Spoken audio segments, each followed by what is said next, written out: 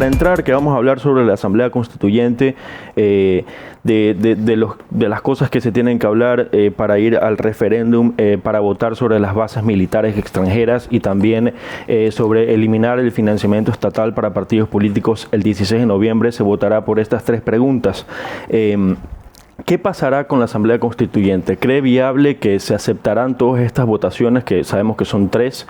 ¿Se elegirán toda esta Asamblea Constituyente en todas estas tres elecciones o habrá algún cambio por un no? ¿Es necesaria una Asamblea Constituyente? Desde mi punto de vista, sí. ¿Para qué y por qué hacerla? Pues ya lo analizaremos en el transcurso de este conversatorio. Pero es que quienes vivimos la constituyente de Montecristi en una minoría absoluta, para que usted tenga una idea, que apenas 14 constituyentes votamos en contra de la constituyente, en contra de ese documento. ¿Y por qué este servidor votó en contra? Pues precisamente porque tuvo una mala génesis. Fue un mal parto, un parto de los moldes, un parto distóxico, en el cual a última hora cambiaron todos los criterios constitucionales. ¿Lo hicieron quiénes? A sottovoce y a última hora, los vicianos. No sé si ustedes han estudiado, se acuerdan de los vicianos, cuando tres abogados constitucionalistas españoles manipularon y manejaron la Constitución de Montecristi, y los mismos que estuvieron realizando la Constitución de Bolivia, Venezuela y Nicaragua. Entonces tuvo una mala génesis, un mal parto, y acuérdese usted que constitucionalmente un punto, una coma, cambia todo el espíritu del parágrafo o el espíritu constituyente. Debemos tomar en cuenta que el primer constituyente es el pueblo. Entonces, es obligatorio per se llevar a preguntarle a la gente. En esto estamos totalmente de acuerdo. En otras circunstancias, yo quisiera preguntarle a quienes votaron por el sí en aquella constitución. Yo recuerdo que Catalina Botero, relatora de los derechos humanos, dijo que quería venir a intervenir en la Constitución, aportar con ideas. ¿Qué dijeron en su momento? No, opiniones extranjeras no queremos. Mientras tanto había 3 españoles infiltrados ahí dentro de la Constitución. ¿Y por qué no estoy de acuerdo con la Constitución? Y yo quisiera que ustedes lean una necedad posiblemente que tengo yo, que la repito. Es que el Ecuador con esa Constitución dejó de ser república. Y si ustedes se percatan y leen el primer artículo de la Constitución, reza claramente: el Ecuador se administrará en forma de república. En forma de república. No es lo mismo ser tácito, conciso y preciso de república. Recuerden ustedes que la república son 3 poderes y acá se inventaron 2 poderes más. Entonces, no podemos tener una constitución que diga que el Ecuador se administrará en forma de república. Es que no hay forma de gol, no hay forma de infarto, es o no es merengue. No podemos decir en forma, no. Entonces, desde ese pequeño detalle, y si analizamos los 444 artículos de la Constitución, sí, hay errores muy graves, sobre todo en lo que tiene que ver a estructura del Estado. Involucionar el derecho va a ser muy difícil involucionar el derecho. Ahora, que la Constitución va a solucionar los problemas del Ecuador, no, tampoco es así. Es realmente mucho más grave.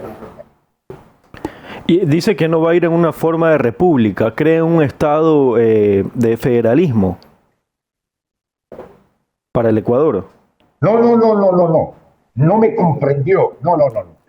Repito, la actual Constitución, la Constitución que usted puede leer hoy día, en su primer artículo reza claramente: que el Ecuador se administrará en forma de república. En forma de república. Entonces, ¿es o no es república el Ecuador? Pues? Entonces, desde ahí, desde el primer artículo en el cual dejamos de ser república con los tres poderes básicos, legislativo, ejecutivo y judicial, y se inventaron dos poderes más. Dejamos de ser república, que lo dice la Constitución.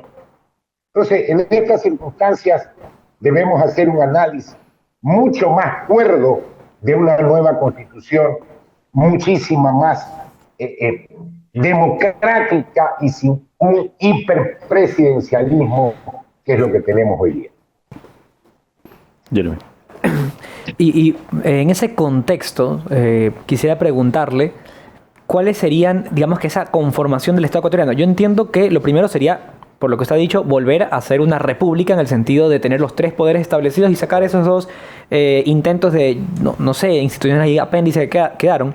Pero volviendo a ser república, partiendo de ahí, ¿qué sería lo siguiente que tendríamos que construir como acuerdo mínimo? Porque al final, si no, esto va a durar de nuevo solo 15 años más. Así es, totalmente de acuerdo, y será una constitución hecha a medida para el gobernante de turno. No podemos tener cada 10 años una constitución que debe ser sucinta, precisa y no ampulosa como la tenemos ahora. Y temas a discutir, por ejemplo. Yo recuerdo que en Montecristi se le daba derechos a la naturaleza, discutible, pero el hombre universal, la movilidad, fue lo que permitió que ingresen al Ecuador en aquella época centenares de guerrilleros colombianos. Es más, le pusieron una mesa para darles la cédula ecuatoriana allá en el Putumayo. Les daban la cédula, pues usted recuerde que llegaban permanentemente nigerianos, musulmanes, porque aquí se olvidaron de pedir la visa o el pasado judicial, porque la Constitución decía el hombre universal y la movilidad, y permitir este hecho de que todos ingresen al Ecuador sin son ni ton, discutible también. Pero temas como el Consejo de Participación Ciudadana, que sea un poder del Estado, o el CNE, un poder del Estado, no estoy de acuerdo. Y recuerde usted que en esta Constitución que tenemos hoy en vigencia, también estructura un gobierno en el cual debimos haber elegido gobernadores distritales, zonales. Entonces, esto nunca se dio. Hay que discutir el tema de la estructura del Estado. Yo recuerdo que en aquella época se decía que debe haber un gobernador elegido por el pueblo, que está en la Constitución, por cierto, y desaparecían las prefecturas, porque hoy tenemos el Ejecutivo y los gobiernos autónomos descentralizados en las prefecturas, en los gobiernos municipales y en los gobiernos parroquiales. Entonces, todos estos temas hay que discutir y hay que invitar a esa constituyente las mentes más lúcidas en diferentes áreas, abogados constitucionalistas. Me encantaría ver gente con criterio de seguridad. Leonardo, lo voy a interrumpir. Buenos días.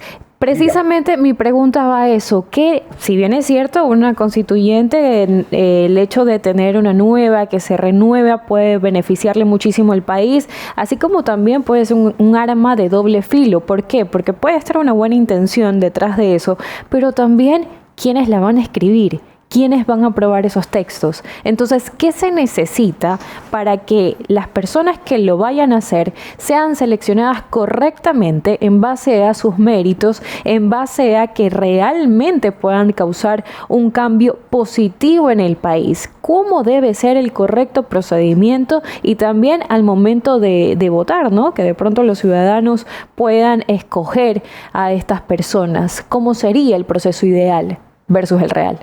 A ver, aquí hay un tema que es de fondo, ¿no? Todo el mundo le echa la culpa y señala a la clase política.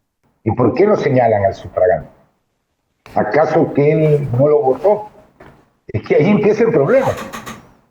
¿Y quién sería en este momento, si la Constitución reza que hay el derecho de elegir y ser elegido, y que puede ir un joven de 18 años a la constituyente? Es que, con el respeto de ustedes que son más jóvenes que yo no soy el mismo Leonardo Viteri de cuando tenía 18, 25 o 30 años. Los golpes de la vida, la madurez, el hecho de haberme inteligenciado, de haber filosofado, de haber llegado a temas mucho más profundos de la vida, me han hecho diferente. Hacer una constitución es madurez, es reflexión, es experiencia.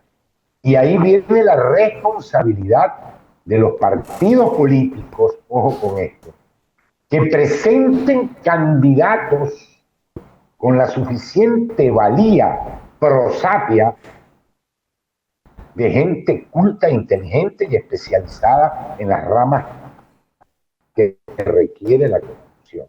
Destaco el hecho de que debe haber abogados constitucionalistas, destaco el hecho de que debe haber gente experta en seguridad y en todos los ámbitos, llegar y tener un grupo humano de muchísima valía. Buenos días, Leonardo. Yo le quería preguntar sobre el tema, sobre la Constitución que tenemos actualmente, que es la del 2008.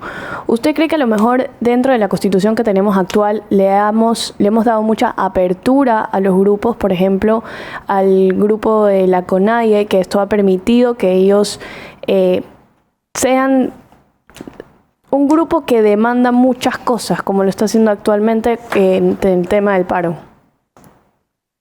Es que no estamos entendiendo lo que está pasando en el norte del país, en la serranía norte del país. La Constitución habla, y está bien, el derecho a la resistencia, pero no el derecho al crimen organizado y el derecho al vandalismo. Ustedes vieron un informe a la Nación de Nicolás Maduro hace pocas horas, en el cual dice textualmente que nuestras tropas están en territorio ecuatoriano. No lo digo yo, lo dijo Maduro. Entonces, el Tren de Aragua, el Cartel de los Soles, la internacional castrochavista, está pues en el Carchi, en Imbabura. Y escúchenlo por favor a Maduro, que lo dice textual y puntualmente. Entonces ellos lo único que quieren es el relajo, la anarquía. Eso no es resistencia. Eso no es resistencia.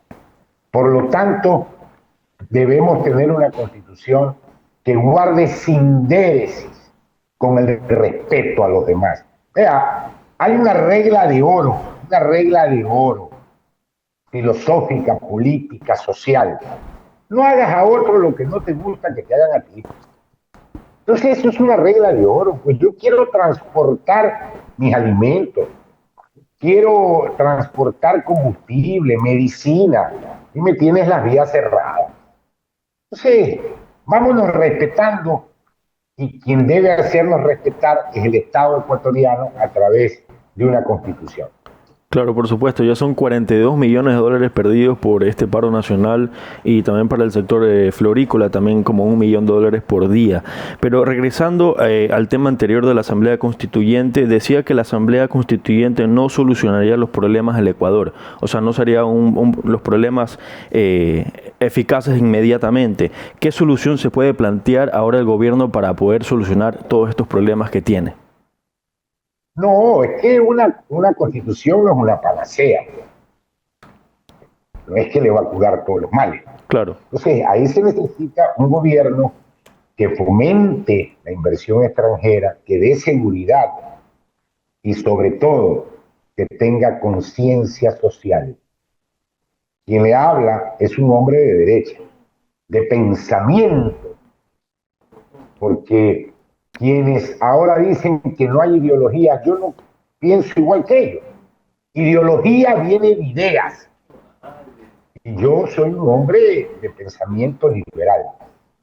Pero con formación socialdemócrata, en una tercera vía entre el capitalismo y el comunismo, que yo le llamo entre el consumismo y el comunismo, pues no nos debemos olvidar nunca de la parte social y sobre todo en salud pública. Sobre todo en salud pública.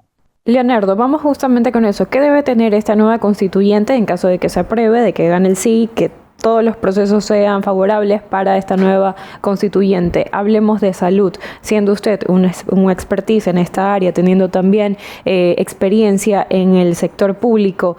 Menciónenos, ¿qué necesita esta nueva constituyente que le falta a la actual? ¿Qué necesita el mundo? El mundo está dedicado ahorita a la inteligencia artificial y a hacer drones para matar gente. Y por otro lado vemos cifras escalofriantes de que el autismo ha aumentado en más del 1000%.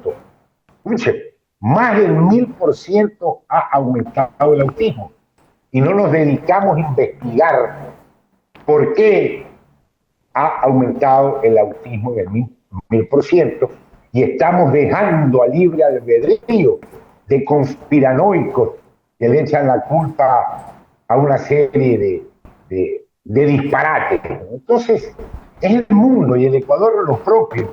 En el Ecuador tenemos 4 millones de ecuatorianos, 4 millones, que no tienen quien los ayude en salud pública. 4 millones de ecuatorianos, y a ellos hay que respaldarlos y hay que darle protección en salud. Luciana. Bueno, yo también le quería preguntar que una vez nosotros nosotros los ecuatorianos nos vamos a acercar a las urnas 3 veces. Primero para votar si queremos sí o no la constituyente, y en caso de que sí la queramos, luego escoger a los legisladores que la van a conformar, y por último si aceptamos o no una vez ya redactada la constitución.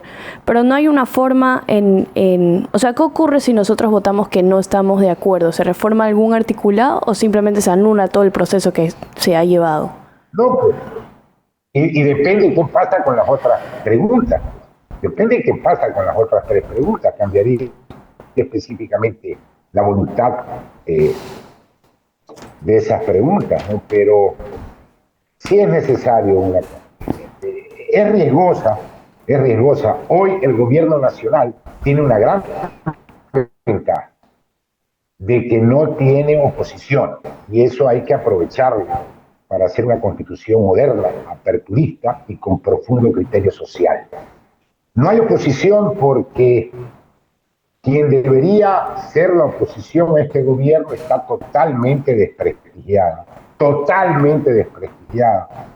Sobrepasa ya la línea de agua los adeptos al prófugo, al infractor, mezclado con Venezuela y el castrochavismo. La gente ya se hostigó. Hay todavía rezagos muy importantes, como hay en mi provincia, en Manabí, que hay gente que ya se quedó imbuida, que tiene la impronta del castrochavismo, en una actitud contreras, irreflexible, irracional. Está bien, yo respeto el pensamiento contrario, pero hay que aprovechar esa oportunidad. Porque hay el riesgo de lo que pasó en Chile. Hay ese riesgo, ¿no? Que el presidente chileno se estrelló. En el tercer round lo noquearon. Entonces, ojalá que no nos pase esto aquí. Yo voy a votar, porque siempre, no es que desde ahora, yo siempre dije que necesitamos una nueva constitución. Así es, necesitamos una nueva constitución. Son las 8:24 de la mañana. Estuvimos con el exalcalde de Sucre, exasambleísta y médico Leonardo Viteri. Muchísimas gracias por haber estado aquí en Fuego News.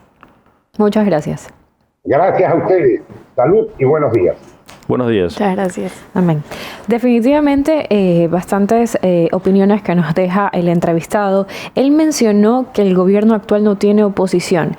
Yo considero, y voy a lanzar una pequeña opinión, considero que sí tiene, que esté debilitada es diferente, claro, pero justamente lo que hemos estado hablando. Rafael Correa es una cosa, la Revolución Ciudadana es otra.